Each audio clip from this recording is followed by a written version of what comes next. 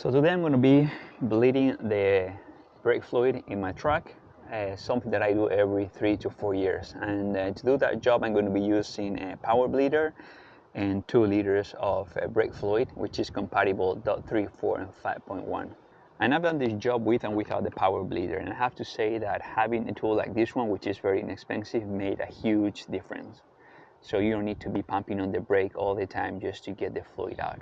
And the way the power bleeder works is very simple. Just add the brake fluid into the power bleeder, connect the cap into the brake fluid reservoir, and just bring the bleeder up to 1 bar of 15 psi. And that pressure will push the old fluid all the way through the system once the nipple in the caliper is open.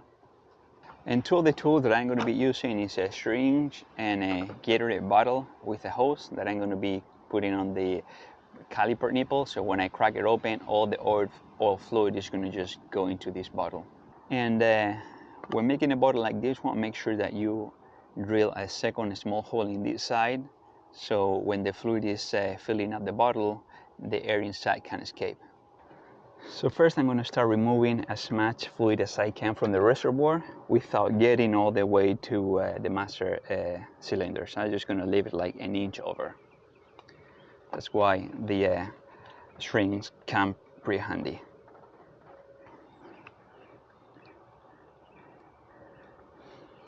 And here you can see the color of the fluid already, which should be transparent. Check this out.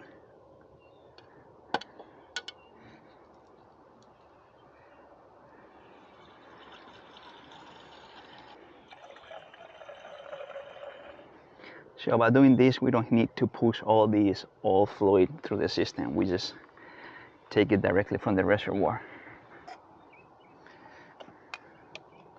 Pretty nasty. So I'm gonna add clean fluid. Let's see if I don't make a mess. Okay, it's in maximum. Let's fill the pump up with brake fluid.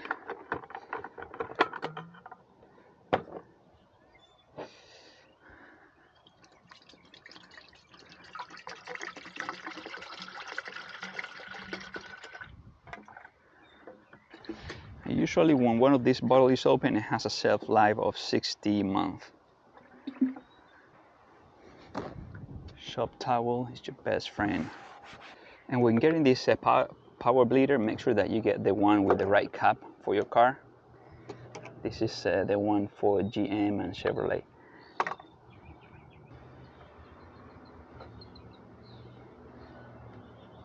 There we go.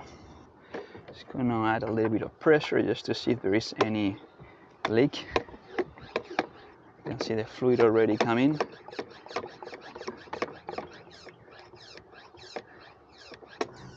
PSI. I like to bring it to 15 psi or 1 bar. So I have approximately 13 psi. I'm going to start with that. So I'm going to start with the rear calipers. So I'm going to have this is the Gatorade bottle with the hose. I'm going to put it in the bleeding nipple like so.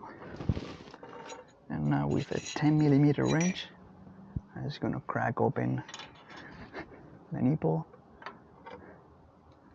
and fluid should start coming up. There we go. It's coming. Pretty nasty. Yeah, still coming dark. And the rear calipers are the one that are gonna take longer because it has to flash the entire line from the master cylinder all the way to the caliper. The front one should be much quicker. All right. Now it's coming up yellow, which is the right color. So let's shut this off and remove the hose. And you can see the difference in color when it starts to come clear, the clean one.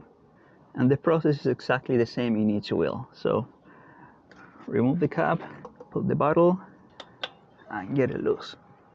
Coming dark. So I'm not going to bother you doing all 4 brakes. It's exactly the same on each one. little bit more. Let's go. It's not a hard job, definitely. This one I can tell is not as bad as the other one because I already flashed the common part of the line. So I think that pretty much when the fluid gets up to this line, I'm gonna stop. Good. Put the cap on. Boom. Done with the rear wheels. Let me show you with the white background. Pretty much all the gun came out at the beginning, and because most of the line was already clean. All right, I know you want to see the front wheels too. Very simple. Pump. We got 12 psi. So remove the cap. Install the tube, which by the way is 6mm inner diameter, and crack the bleed nipple open. Shit, the last one is gonna be the one giving me trouble. Really? God damn it. Alright, so instead of using an open wrench, I'm gonna use a closed one to make sure I don't round the nipple. Like so.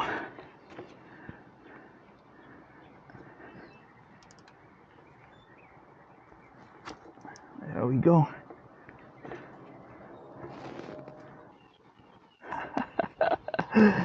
Now I can close it.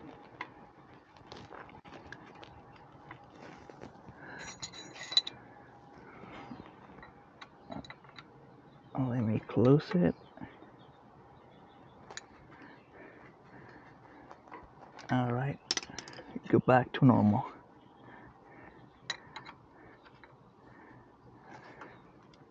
So the front calipers are a little bit higher than the rear ones, so make sure that you get this tube long enough so you can rest the bottle on the ground. You don't need to be holding it like me. And this is it, easy peasy. That's about right. Close and shut. And now that the job is complete, I'm gonna crack this open. And that's it. Next, I'm gonna top off to max.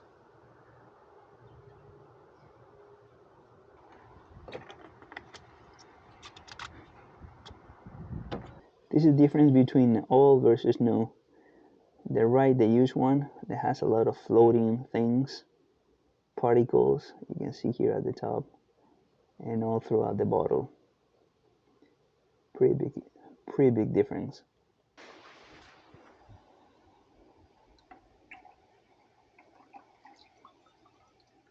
So once I empty this bottle, you can see all the solids and particles that were floating in the fluid. So as you can see, this is a very simple job. It takes about approximately 30 to 45 minutes. I hope you learn how to do it, that actually you do yourself. And I strongly recommend to have the power bleeder. It makes a huge difference. Thank you for watching.